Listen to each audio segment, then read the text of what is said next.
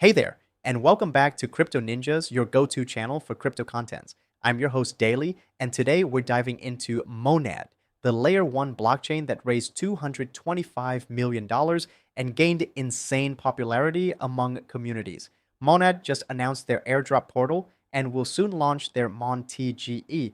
So we'll unpack what Monad is, how it works, the pros and cons of this layer 1 beast, the much anticipated airdrop, and my take on where MON Price could be headed. Buckle up, grab a Red Bull, and let's get into it. Don't forget to like, subscribe to Crypto Ninjas for more crypto content, and use our Binance referral code for 20% off trading fees and up to $100 in new user bonuses. Thank you very much. First, let's tackle the big question. What is Monad? Imagine Ethereum, but it chugged a triple espresso and hit the gym.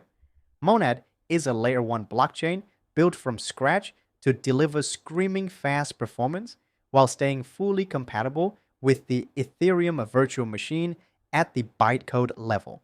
That means your favorite Ethereum dApps, think Uniswap, OpenSea, or DeFi yield farms, can hop over to Monad without a single code tweak. Founded by Monad Labs in 2022, this project got serious backing, over $225 million from heavyweights like Paradigm, OKX Ventures, and Electric Capital. Their mission? Fix Ethereum's scalability woes, aka those 15 transactions per second and sky-high gas fees, all without sacrificing decentralization.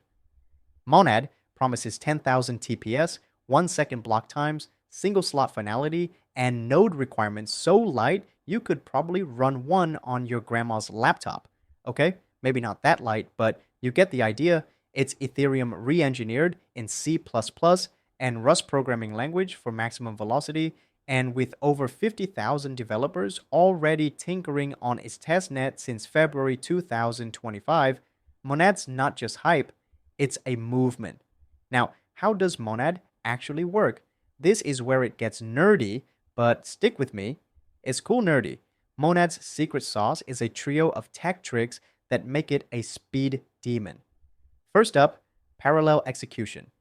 Ethereum processes transactions like a single file line at the DMV, one at a time, painfully slow. What about Monad? It's like opening 20 lanes and letting transactions race through simultaneously. It uses multiple virtual machines to process transactions in parallel, predicts dependencies to avoid crashes, and merges results smoothly. Second, asynchronous execution splits consensus from transaction processing, so blocks can finalize in under a second. No more waiting for confirmations. Third, Monad BFT, a souped up version of the hot stuff consensus protocol, pipelines votes for low latency agreement, keeping the network humming. Oh, and let's not forget Monad DB, their custom state database that's optimized to store blockchain data without choking your hardware. The result? Gas fees so low, think under a cent per transaction, you'll wonder if you're still in crypto. And since it is EVM bytecode identical, developers can just plug in MetaMask and start building. It's like giving Ethereum a nitro boost without changing the steering wheel. Let's talk pros, because Monad's got a trophy case. That 10,000 TPS is a game changer.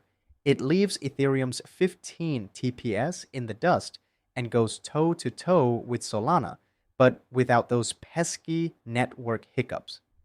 Full EVM compatibility means the entire Ethereum ecosystem can migrate to Monad with speed. Low fees and minimal hardware needs make it accessible for node runners, keeping decentralization legit, no supercomputers required. And single slot finality, that's instant transaction confirmation, perfect for high frequency apps like on chain gaming or real time DeFi trading. But like any chain, Monad's got a few issues to dodge. It's still pre mainnet, so while the testnet's been rock solid, real world gremlins could sneak in at launch. Parallel execution is slick but tricky. If dependency predictions miss, transactions could tangle.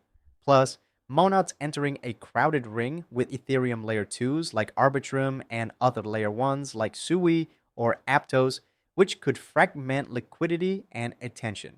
And with $225 million in venture capital funding, token unlocks could bring sell pressure post launch. High potential, but not without risks. So, do your research.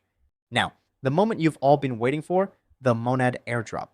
The claim portal opened yesterday, October 14th at 1 p.m. UTC on claim.monad.xyz.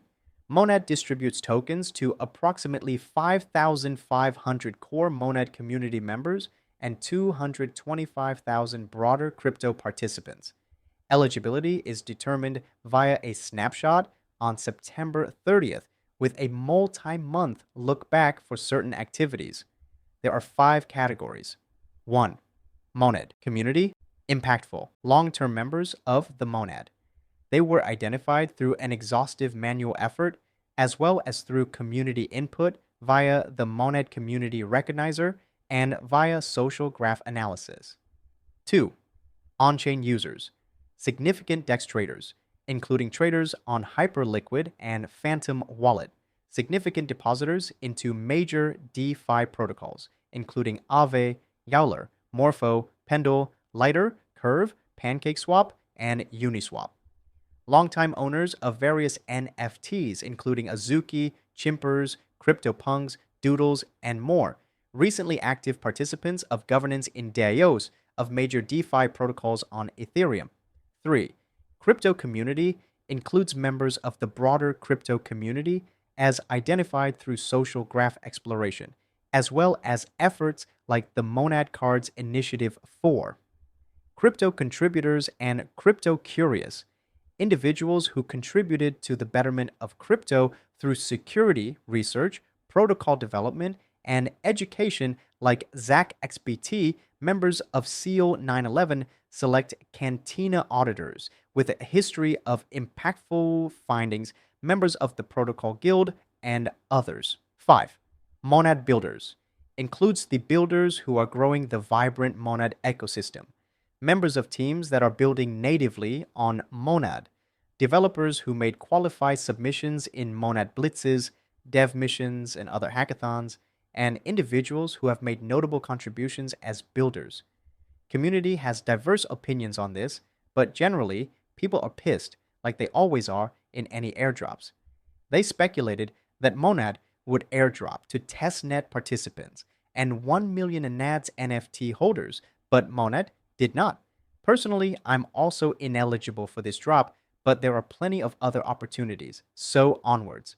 Alright, let's finally talk about the MON token price predictions. With a 100 billion token supply, pre-market perpetuals on exchanges like BitGet and OKX are trading around 7 cents, pointing to a fully diluted valuation of $7 billion. Spicy for a new layer 1. That's going to be around my prediction as well. I think MON launches at a relatively high FTV of around $7 billion on major exchanges like Binance and will eventually drop to about $4 to $5 billion by year end. I think Monad is just another overvalued layer 1, high FTV, low float. That's going to keep declining as time goes. Sure, there might be pumps along the way, probably a 2x after listing, but give it a year and MON token price might drop to even 1 cent per token. So there you have it. Monad's the layer 1. Ethereum wishes it could be fast, cheap, and dev friendly. But that doesn't explain the high FDV at launch, which I think is around 7 cents per token, and will eventually fall to 1 to 2 cents after a year. The airdrop claim site is live, and soon will the TGE. Comment down below, what's your MON price target? Hit that like button if you enjoyed today's video, and subscribe to CryptoNinjas for more crypto contents. Use our Binance referral code for 20% off trading fees and up to $100 in new user bonuses. I'll catch you in the next one. Daily out.